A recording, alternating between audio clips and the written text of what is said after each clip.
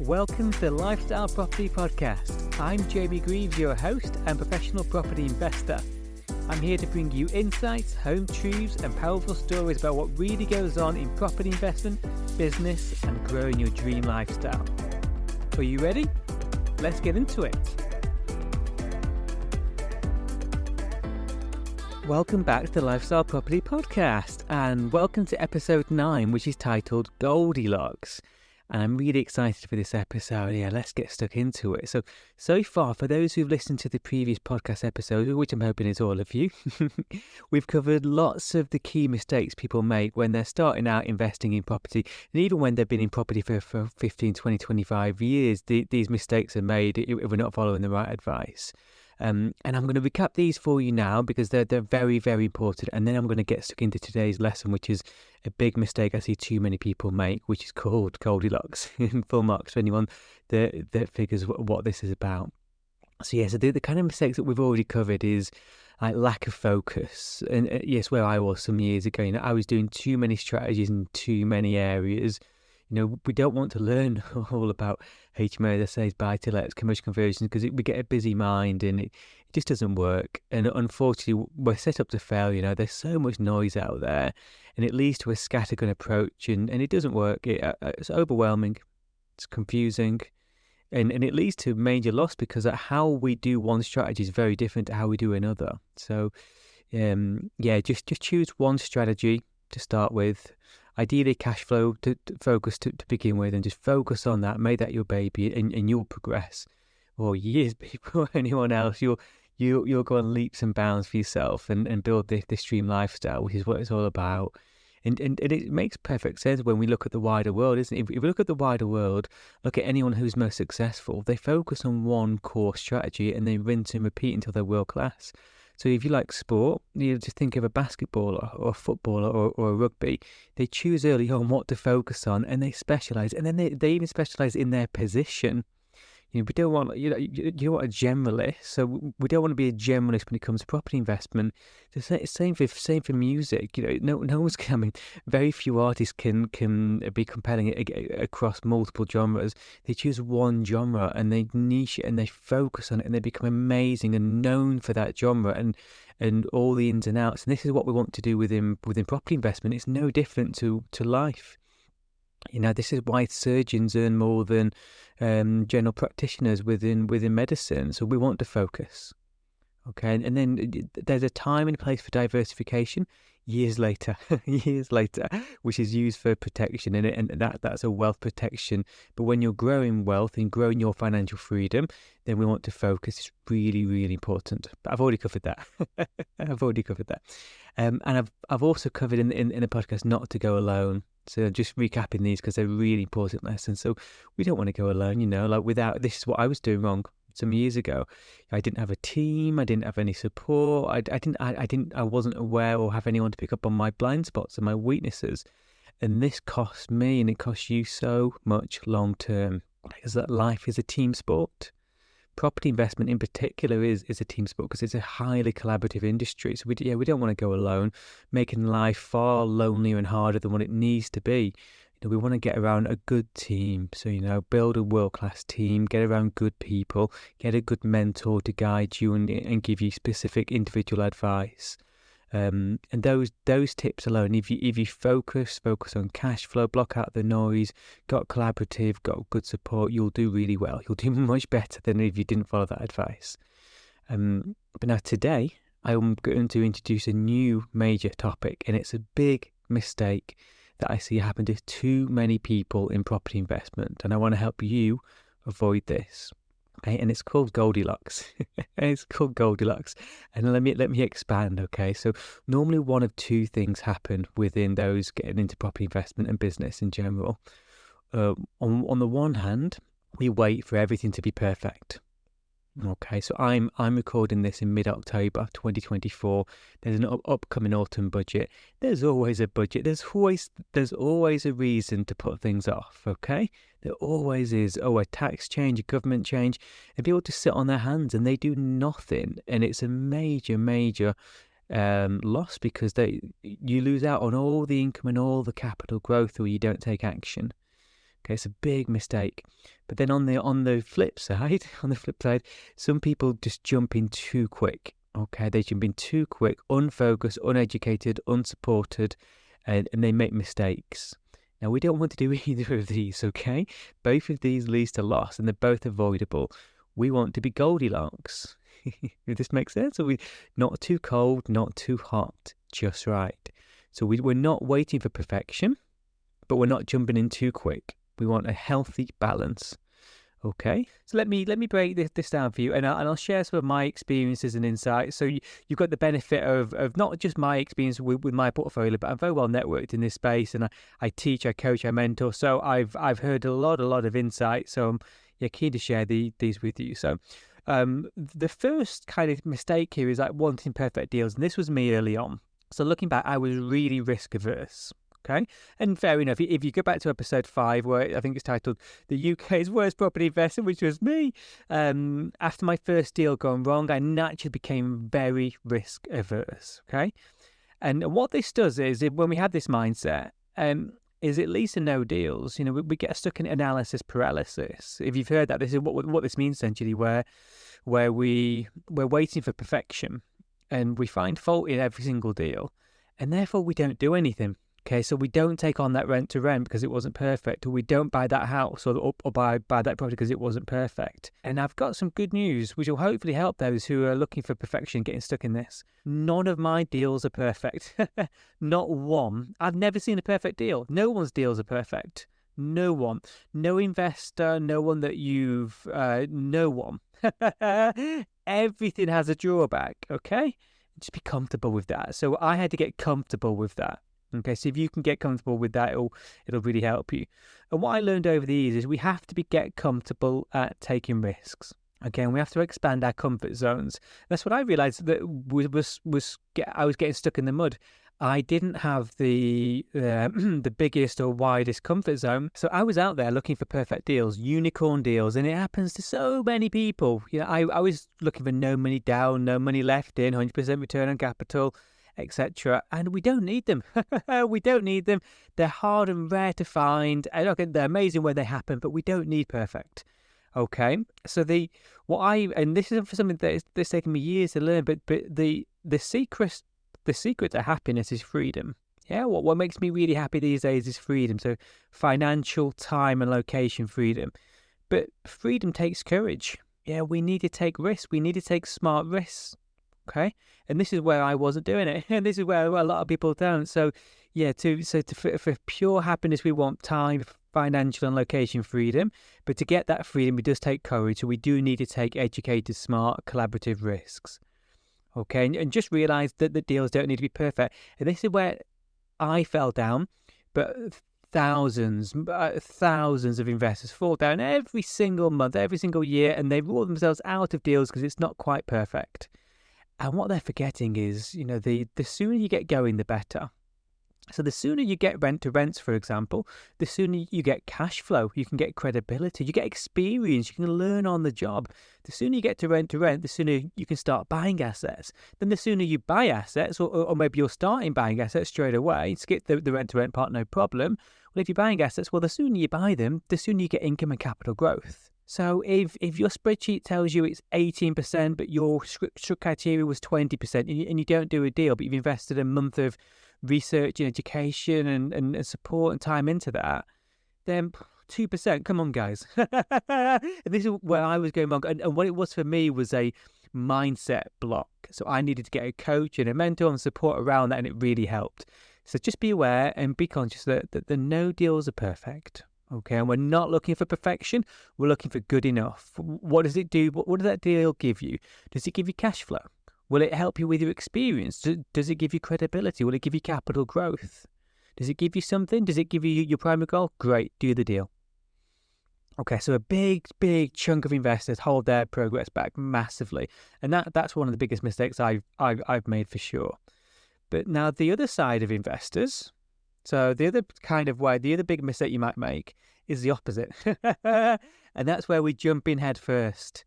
And oh my. So we think, so the previous mistake is bad because basically nothing happens. So it's not terrible, but just nothing happens. So you don't get any deals, you don't get any of the benefits. But unfortunately, when we jump in head first, and I laugh, but it's not funny, but because when this happens, we lose. Okay, we lose. And unfortunately, it's harder and harder now not to do this. Okay, so whilst we're in the information age and there's more information out there than ever, we're also in this other age of misinformation, I suppose. And it happens too often. Okay, so we want to, and I jumped in head first that deal that I shouldn't have done, that I've shared, but that happens really often where we want to do a deal, and we get like, it's like money burning a hole in our pocket kind of aspect, and we get an itch to get going, and we wanted to do a deal. What unfortunately happens is then we start to open our eyes up to all of these, say, shiny adverts out there, something very shiny and attractive, and maybe it says, "Well, completely hands off, guaranteed returns, completely passive, guaranteed income." Does that sound familiar? I'm sure it does. And what I found, and maybe I'll do a deep dive into this at some point, the shinier something is, beware. We've got to be cautious about that. Okay? Because huge mistakes happen. So what, unfortunately, if you just jumped in head first into buying, so if you, and this happens all the time, if we jumped into buying something without any education or knowledge or insight, you might have buy the wrong kind of property. So you might be in an oversaturated area, or there's so many mistakes we can make. Or we fall foul to these third parties where and it's happened to people that I know that I'll share with you now, and it's really sad when it does. Like an unethical deal sourcer or an unethical management company or so forth, and they overpromise and underdeliver, and we don't want that. We don't want that. And I've seen, so I'll just share examples with you, which will hopefully give you insights of what not to do. Really, I think it'll be really, really rich for you. So, one of my investors was explaining to me. So this is I work with angel investors, and he'd bought a property before, and oh my, what a nightmare. So he's a busy man working full-time job, and he bought it blind. He admits he bought it blind, and he bought it off plan.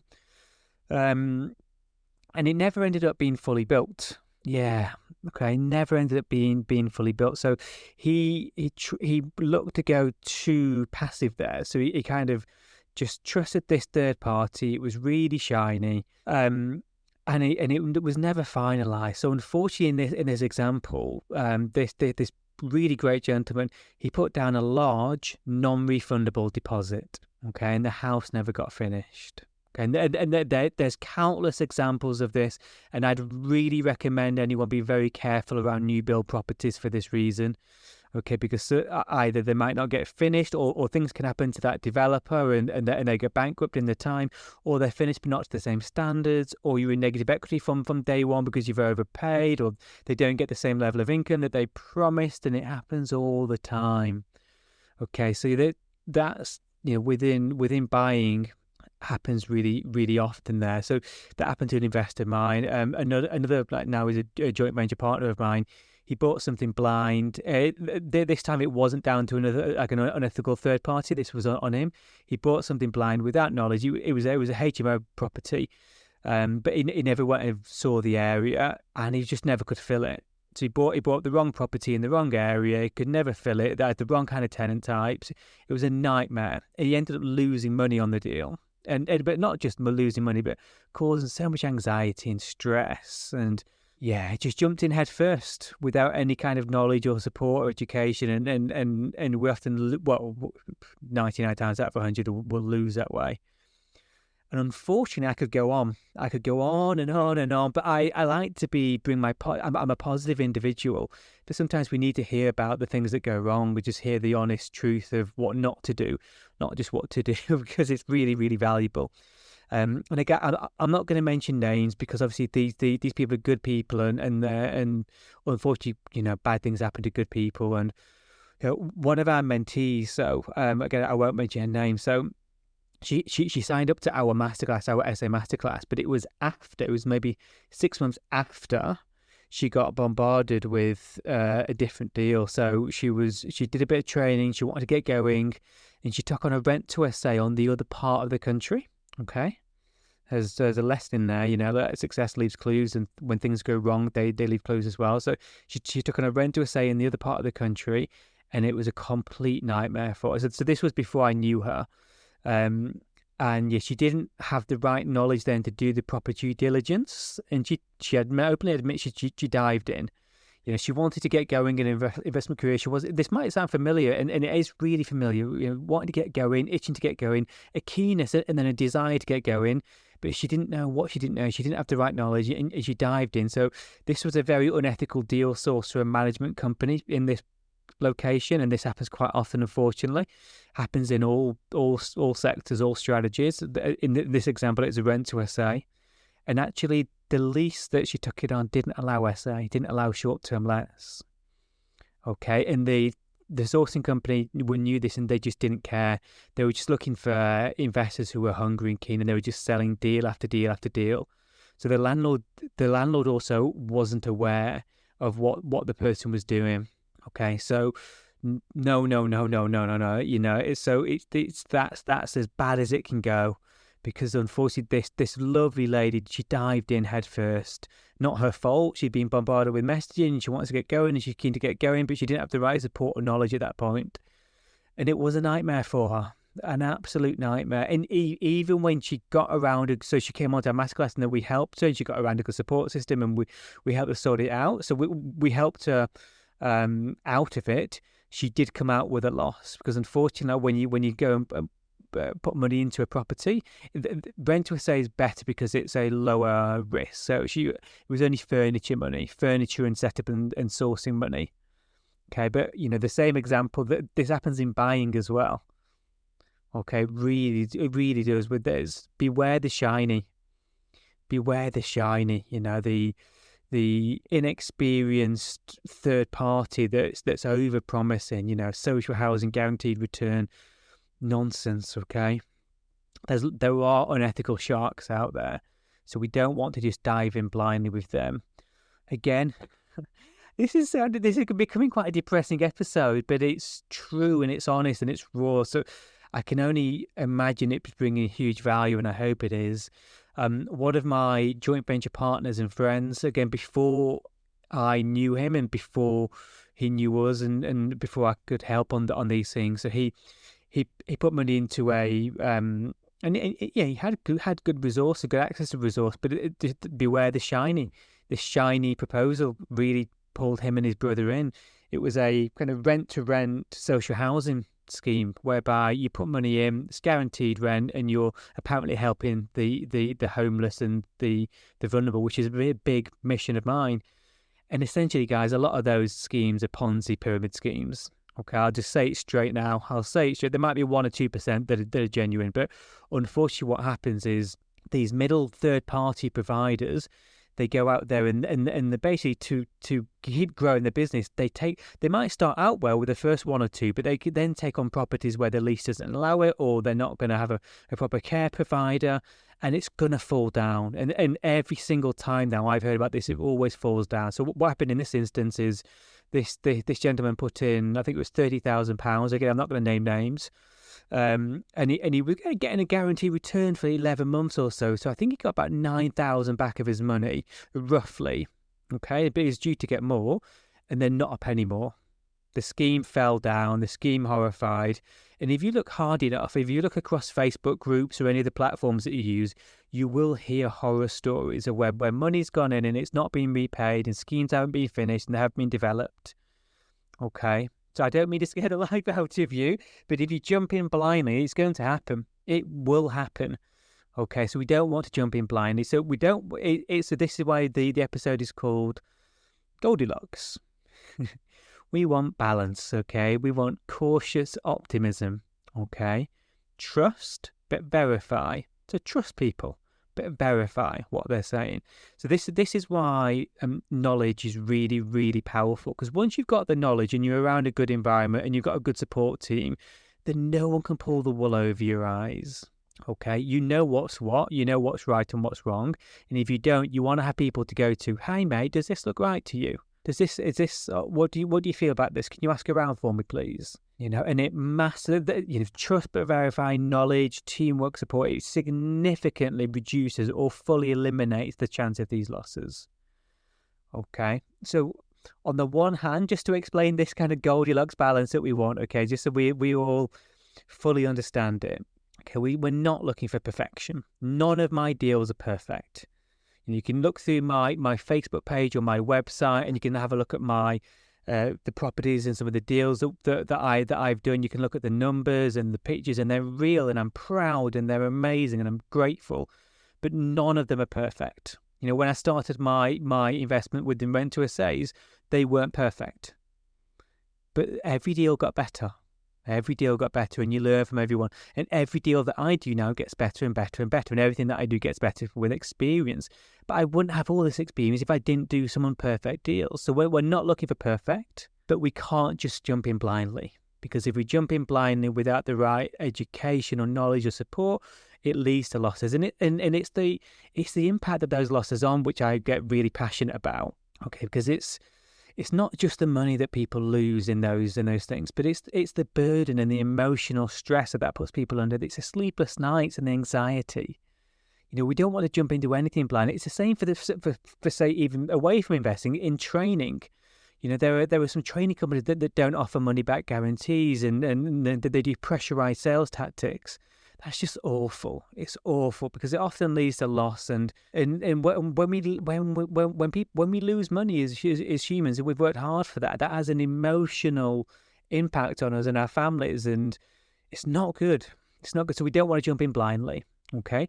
So yeah, we want to beware the shiny over promises. Beware the shiny. Okay, and we want to be like Goldilocks. So what does a Goldilocks investor look like? Okay, so they're not looking for perfect. They know exactly what they want. They're looking for good enough. They're looking for deals which will work for me. So now, you know, in our investment portfolio, we're not looking for perfect, but we know exactly what we want. You know, what our goals are, what kind of risk profile we have, what returns we're looking for exactly. Okay, but I'm not blind. I never would jump in blindly.